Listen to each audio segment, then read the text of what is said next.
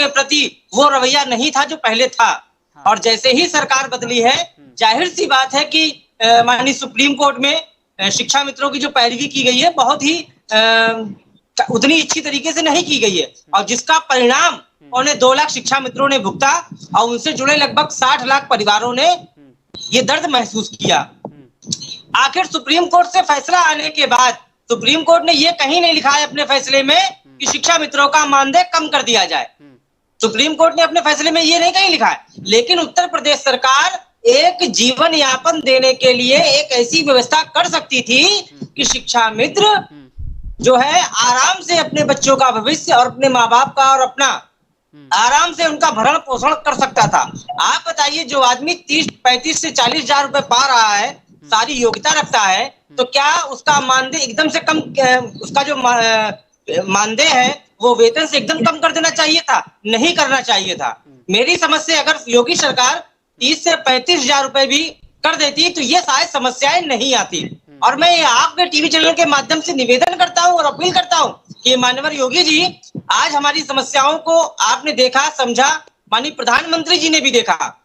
आज अगर आप हमारा मानदेय बढ़ाकर 35 हजार रुपए और 62 साल की सेवा, बीमा और मेडिकल, ये सारी सुविधाएं अगर हमें प्रदान कर देते तो हमें आपसे कोई शिकायत नहीं है, हमें किसी प्रकार की कोई शिकायत नहीं है। लेकिन आपने जो वादा किया था उस वादे को यथाशीघ्र पूरा करें। आप देख रहे हैं कि लगातार अवसाद के चलते कई घटनाएं हुई। इधर पंचायत चुनाव में लगभग 230 से अधिक शिक्षा मित्रों ने अपनी जान गंवाई, वहीं हमारे सहायक अध्यापक भी हताहत हुए एवं अन्य डिपार्टमेंट के लोग भी हैं, मनरेगा के हैं, रोजगार सेवक हैं, आंगनबाड़ी हैं, कई लोगों ने अपनी जान गंवाई। और मैं आपके टीवी चैनल के माध्यम से एक अपील और करता हूं कि माननीय मुख्यमंत्री जी ने ट्वीट करके ये जानकारी दी थी कि जितने भी शिक्षा मित्र पंचायत चुनाव में एक्सपायर हुए हैं, खत्म हुए, शहीद हुए हैं, उनके परिवारजनों को एक सदस्य को नौकरी दी जाएगी और 30 लाख रुपए दिया जाएगा। लेकिन माननीय योगी जी ने, उनके अधिकारियों ने, योगी जी की गलती नहीं है, उनके अधिकारियों ने एक ऐसी व्यवस्था बनाई कि मात्र 145 शिक्षा मित्रों को लाभ दिया गया है। और जिन लोगों ने अपनी जान गंवाई है, आज उनके परिजन सड़क पर भूखों मर रहे हैं। और मैं जल्द ही उनके परिजन को ले जाकर के मुख्यमंत्री आवास के सामने खड़ा कर दूंगा और कहूंगा कि अब माननीय मुख्यमंत्री जी से कहूंगा कि इनके साथ न्याय करिए। आखिर इनको न्याय कैसे मिलेगा? इन्होंने जो एक आदमी था कमाने वाला, वो भी गंवा दिया और उनके परिवार वालों को कुछ मिला भी नहीं। तो आपके टीवी चैनल के माध्यम से निवेदन है कि उनके परिवार वालों को जल्द से जल्द एक नौकरी दी जाए, जिसकी घोषणा तत्कालिक रूप से की जाए। ठीक है। वीरेंद्र कुमार शुक्ला जी क्या हमारे साथ? वीरेंद्र कुमार शुक्ला जी जुड़े हैं क्या?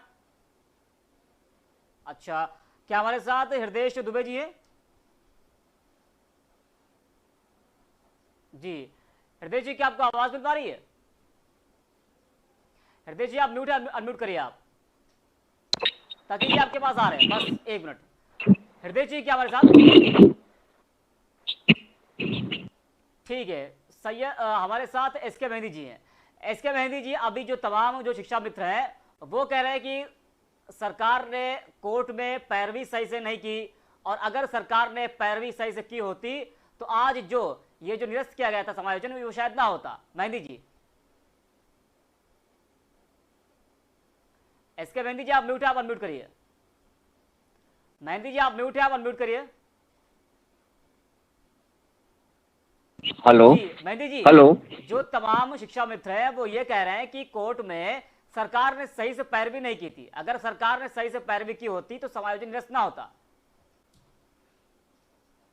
मैं आपको बता दूं करीम साहब, सरकार शिक्षा मित्रों को लेकर न कभी गंभीर थी न और आज है। आज जब शिक्षा मित्र दर दर की ठोकर खा रहे हैं, अपने रोजगार के हैं, अपनी मांग को लेकर सरकार के प्रतिनिधियों से लगातार मिल रहे हैं, फिर भी ये सरकार गंभीर नहीं है।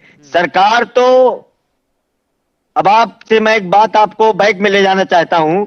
जब उत्तर प्रदेश के मुख्यमंत्री माननीय अखिलेश यादव जी हुआ करते थे, जिनके दिल में गरीबों के लिए, मजदूरों के लिए, मजलूमों के लिए एक पीड़ा है, दर्द है, जिन्होंने हमेशा जीवन स्तर बेहतर देने का काम किया है, उसी क्रम में शिक्षा मित्रों को इन्होंने नियमित रूप से सहायक अध्यापक बनाने का काम किया था।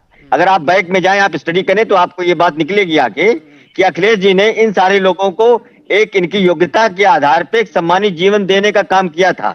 अपनी कैबिनेट की मीटिंग में तमाम सारे प्रावधानों को इकट्ठा करके अपने सारे सिस्टम को एक मैनेज करके और इन सारे लोगों को जो लगातार मानदेय पर काम कर रहे थे इनको एक वेतन देने का काम किया और एक सम्मानजनक जीवन दिलाने का काम किया। लेकिन ये जब सरकार बनी 2017 में योगी आदित्यनाथ जी की, तो इनके स्टैंडिंग काउंसिल और इनके पैनल ने, क्योंकि स्टैंडिंग काउंसिल बहुत चाहे जिस तरीके से सरकार की पूर्ण नियोजित साजिश के तहत जिस तरीके से शिक्षा मित्रों को उत्साहित प्रताड़ित कर और सरकार लोग, चाहे वो प्रमुख सचिव बेसिक शिक्षा हो, चाहे निदेशालय के तमाम बड़े अफसरान हो और भी तमाम जो वर्किंग कमेटी इनकी रही हो एजुकेशन डिपार्टमेंट की, ये मौन साधना में थे। ये सिर्फ दर्शक बनकर इन सारे प्रकरणों को देखते रहे और गंभीरता से अगर पैरवी किया होता, गंभीरता से इन मसलों को, इन सारे लोगों के प्रकरणों को आप गंभीरता से लिए होते तो शायद ये स्थिति ना होती। अब आप ही बताइए करीम साहब, एक सामान्य जीवन जीने वाला जो व्यक्ति होता है उसके घर की अगर उसके घर का अगर खर्च 20 से 25 हजार रुपया होता है, उसको आप लाके 2-4 हजार रुपये पटक दीजिए, वो क्या करेगा? वो तो पढ़ा लिखा भी है, वो मोदी जी वाले पकौड़ी की दुकान भी नहीं लगा सकता है। भाई योग्यता के आधार पे उसका समायोजन होना चाहिए ना। अब आप देखिए जितने शिक्षा मित्र इन्होंने अपना लंबा जीवन दे दिया समाज की बेहतरी के लिए। ये जब 24-25 साल के उम्र के थे, 20-22 साल की उम्र के थे, तब ये शिक्षा मित्र हुए। आज इनकी उम्र लगभग 50 साल। मैं आपको एक और जानकारी दे दूं, हो सकता है आपको जानकारी, इस वक्त उत्तर प्रदेश में जितने शिक्षा मित्र हैं उनकी अगर औसत अगर आयु निकाली जाए तो वो 50-55 के बीच में है। अब आप बताइए साहब, 25 साल इन्होंने लगातार दे दिया। क्योंकि हम समाजवादी लोग लगातार लोगों के बीच में जाते हैं, काम करते हैं, पता करते हैं। मैंने गांव-गांव जाकर लोगों की वेदना सुनी है, पीड़ा सुनी है और उनकी आयु के बारे में भी आकलन किया है। हमारे मुख्यमंत्री जी अखिलेश यादव जी इस प्रकरण को लेकर बहुत गंभीर थे और आज भी गंभीर हैं। और उन्होंने कहा है कि आने वाले 2022 में जब समाजवादी पार्टी की सरकार बनेगी तो इनको नौकरी देकर कंपनसेशन के साथ, ये जो बीता हुआ समय इनका बीता है, एसके मेहंदी जी, क्या जो इनको नौकरी देने का काम किया जाएगा। मैं आपको बता दूं एक बात, ये सरकार जो मौजूदा सरकार है, ये सरकार नौकरी देने वाली सरकार नहीं है, ये सरकार तो नौकरी लेने वाली सरकार है। ये सरकार झूठ बोलकर सत्ता में आई है। आपको याद होगा 2017 में भारतीय जनता पार्टी के लोगों ने कहा था मेरी सरकार बनी तो हम 15 लाख रुपया देंगे, 2 करोड़ लोगों को रोजगार देंगे और आपकी फसल का दुगना दाम देंगे। लेकिन सरकार हर मोर्चे पर फेल है।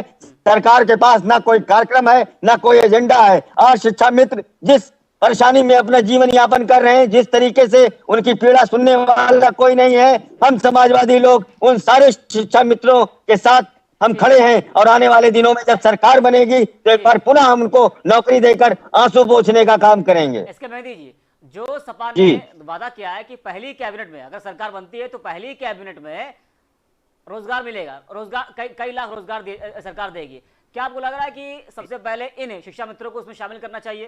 क्योंकि आप ही की सरकार ने इनको सहायक अध्यापक बनाया था, और क्या 2022 में जब आपकी सरकार आएगी तो क्या आप इनको वापस लाएंगे? देखिए जनहित में देखिए जनहित में तो हम समाजवादियों का इतिहास रहा है कि जब हम सत्ता में होते हैं तो जन कल्याणकारी काम करते हैं और जब विपक्ष में होते हैं तो सड़क से लेकर सदन तक हम लड़ने का काम करते हैं। समाजवादी पार्टी के मुखिया आदरणीय अखिलेश यादव जी ने स्पष्ट आप लोगों से, मीडिया के लोगों से कहा है कि मेरी जब सरकार बनेगी तो सबसे पहले जितनी लंबित नौकरियां हैं, जितनी रोकी गई भर्तियां हैं, इन सारे लोगों को नौकरी देने का काम करेंगे। बिजली के मुद्दे पर, आम आदमी की बेहतरी के मुद्दे पर, कानून व्यवस्था के नाम पे, शिक्षा के नाम पे, बिगड़ती खेती के नाम पे और तमाम सब न जाने कितनी जन कल्याणकारी योजनाएं जो पिछले 4 वर्षों से लगातार ठंडे बस्ते में बंद है। किसी किस्म का कोई जन कल्याणकारी काम नहीं हो रहा है। जितनी